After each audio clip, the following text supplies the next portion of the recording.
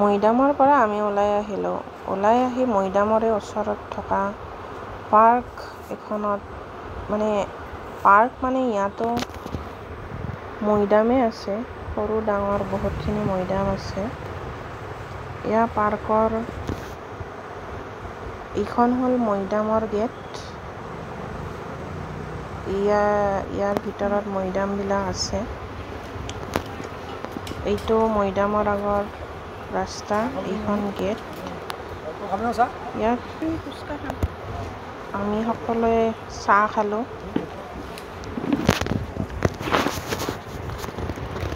এয়া ঠাণ্ডা খালোঁ। এয়া মৈদাম আৰু মৈদামৰ ওচৰত থকা পাৰ্কখন একেলগ হৈ আছে। এইটো হ'ল টিকেট কাউণ্টাৰ। ইয়াত টিকেট কাটিব লাগে। পাৰ পাৰ্চন 10 টকাকৈ লয়। এতিয়া ভিতৰত সোমাই আহিলোঁ। পাৰ্কখনৰ ভিতৰৰ এয়া পৰিৱেশ। সেইটো এটা দেখিছে যে সেইটো মৈদামে হয়। এইবিলাক গছ ধুনীয়াকৈ শাৰী পাতি আছে। পৰিৱেশটো ধুনীয়া লাগিছে, বহুত চাফা হয়।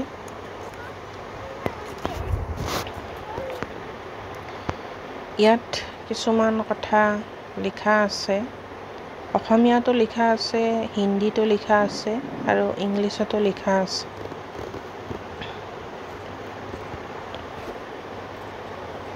এয়া কিছুমান সৰু সৰু জোপোহা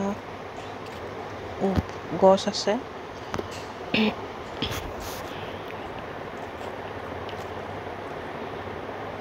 বলকচোন ভিতৰলৈ যাওঁ, কিনো আছে চাওঁ।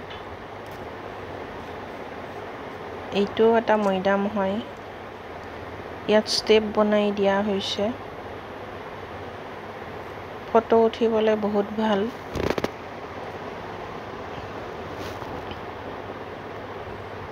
এয়া গছবোৰ দেখিছেনে?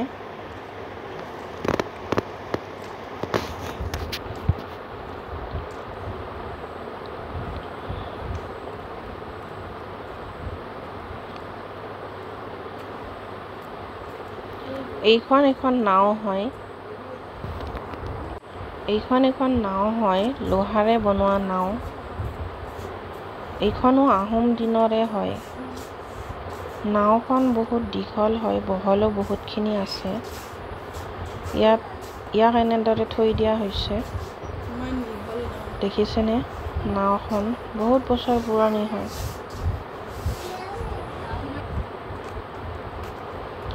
এইবাৰ বলক ওপৰত যাওঁ। ষ্টেপ বহুত কেইটা আছে। উঠি উঠি ভাগৰ লাগি গৈছিলে।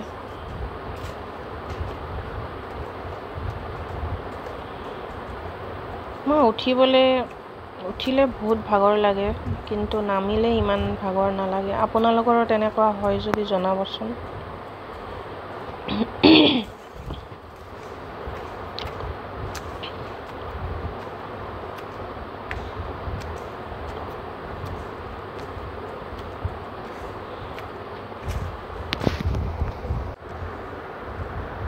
এয়া ওপৰত আহিলোঁ। এইবিলাক হ'ল সৰু সৰু মৈদাম আৰু মৈদামবিলাকত একোটা নাম্বাৰ প্লেট থাকে, নাম্বাৰ লিখা থাকে। এয়া দেখিছেনে? চাৰিওফালে গছ গছনি।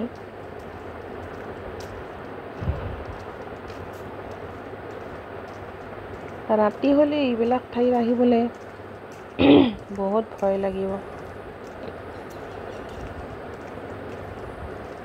ওখ ওখ ডাঙৰ ডাঙৰ গছ, মাজত অকোৱা পকোৱা এটা ৰাস্তা। ভাবিলে আচৰিত লাগে, আহোমৰ দিনত কেনেকুৱা চিষ্টেম আছিলে। ৰজাবিলাকক এনেকৈ সমাধিত থৈ দিছিলে এনেকৈ। ইয়াত বহিব পৰা সুবিধাও চব ঠায়ে ঠায়ে বেঞ্চবিলাক থৈ দিছে।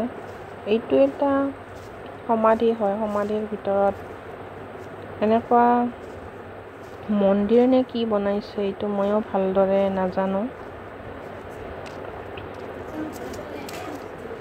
ইয়াৰ ভিতৰত এনেকুৱা বনাই থোৱা আছে।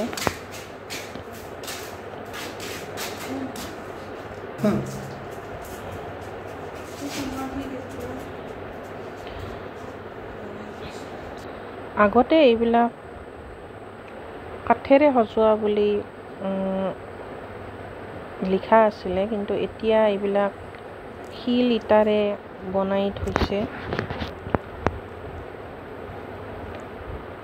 ইমান দীঘলীয়া দেখিছেনে? দুয়োফালে ওখ ওখ গছ জংঘল চবফালে, আৰু মাজত এইটো ৰাস্তা, মাজে মাজে ষ্টেপ আছে, দীঘলীয়া ষ্টেপ। গৈ আছোঁ আৰু শেষলৈকে, কিনো আছে চাওঁ, আৰু মোৰ লগতে আপোনালোককো দেখাওঁ বুলি।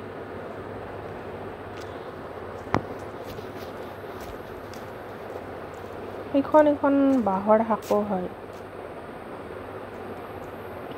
দেখিবলৈ বহুত ধুনীয়া।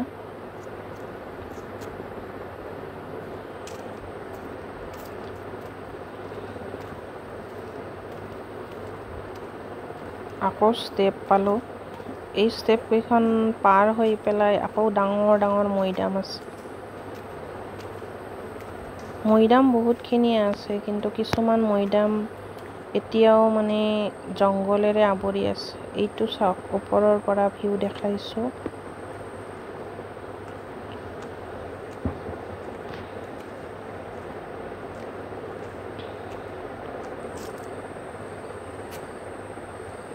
ভাগৰ লাগি গৈছে।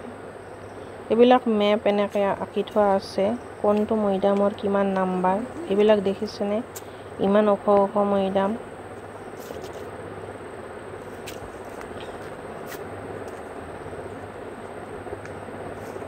সৰু ডাঙৰ বহুত মৈদাম আছে ইয়াতো।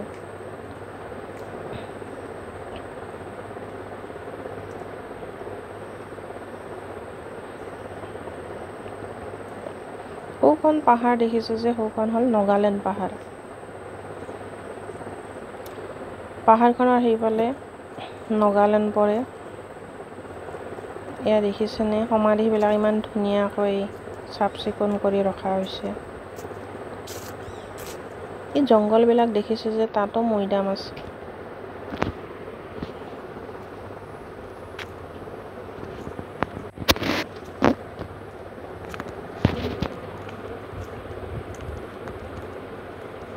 মৈদামৰ মাজে মাজে এনেকৈ ৰাস্তাবিলাক বনাই থোৱা হৈছে। এইখন এখন আকৌ মেপ পালোঁ।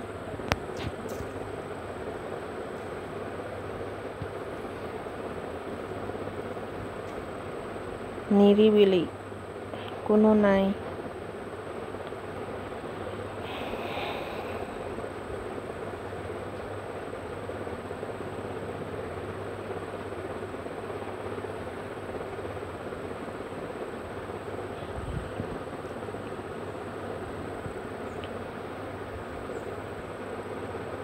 বগলীবিলাক পৰি থাকে। এয়া আমি উভতি আহিলোঁ তাৰ পৰা।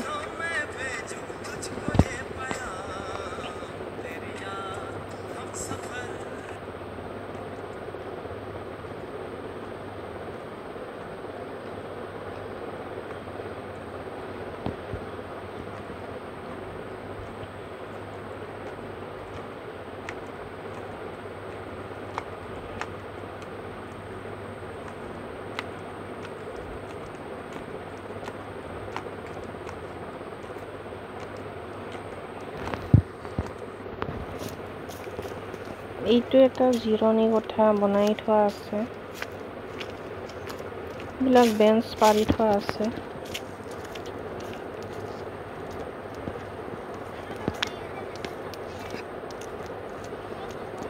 বাঁহৰ সাঁকোখন এবাৰ চাওঁ বলক।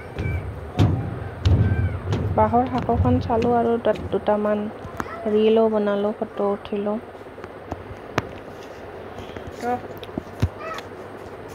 এইটো জিৰণি কোঠা,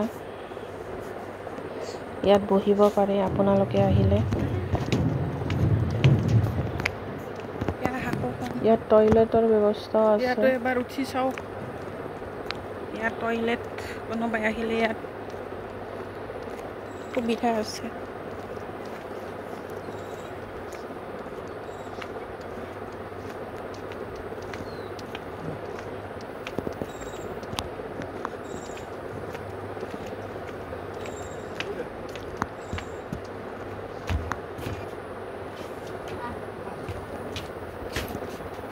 এয়া ব্ৰিজৰ ওপৰত আছো,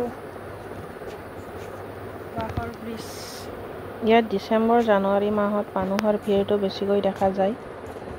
যিহেতু আমি খালী টাইমত গৈছোঁ, সেইটো কাৰণে মানুহৰ ইমান ভিৰ নাছিলে। এয়া দুটামান ৰিলছ বনাই ল'লোঁ।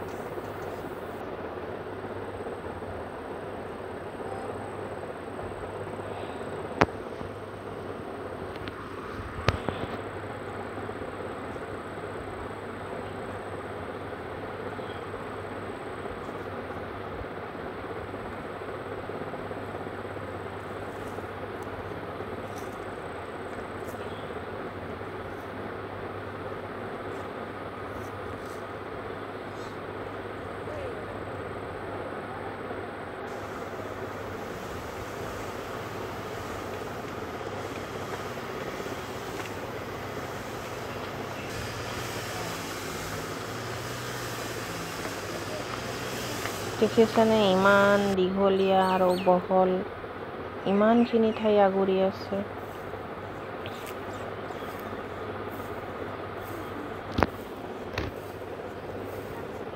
ইয়াতো দুটামান ৰিলছ বনাই ল'লোঁ।